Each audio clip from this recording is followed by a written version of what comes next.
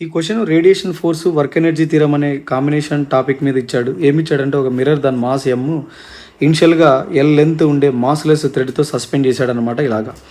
ఇనిషియల్‌గా అది రెస్ట్‌లోనే ఉంది. ఎప్పుడైతే ఈ ఎనర్జీ ఉన్న లేజర్ లైట్ ఇన్సిడెంట్ అయిందో అప్పుడు ఏమైందంటే గన వర్టికల్‌తో స్మాల్ యాంగిల్‌తో డిఫ్లెక్ట్ అయ్యి హెచ్ హైట్ అనే హైట్‌కి రీచ్ అయిందనమాట. అయితే ఆ హెచ్ ఫార్ములా ఏమంటే L into 1 - cos theta.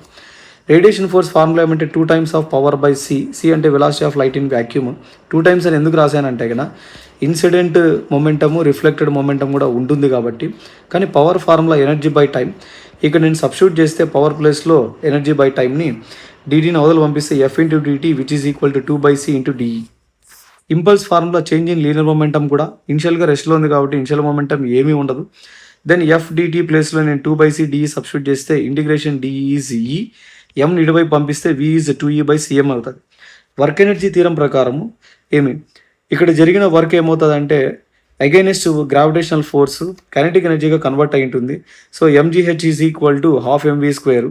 Then v² is 2gl 1 - cos ఇట్ అవుతుంది. v ప్లేస్లో 2e/cm సబ్స్టిట్యూట్ చేసి సింప్లిఫై చేస్తే గన 1 - కాస్ θ 2 sin² θ/2. కానీ థీటా స్మాల్ అయితే sin θ/2 ఉత్త θ/2 అవుతుంది. ఓకే, ఆఫ్టర్ సింప్లిఫికేషన్ డిఫ్లెక్షన్ ఏమవుతుందంటే 2e/mc ఇంటూ √gl అవుతుంది.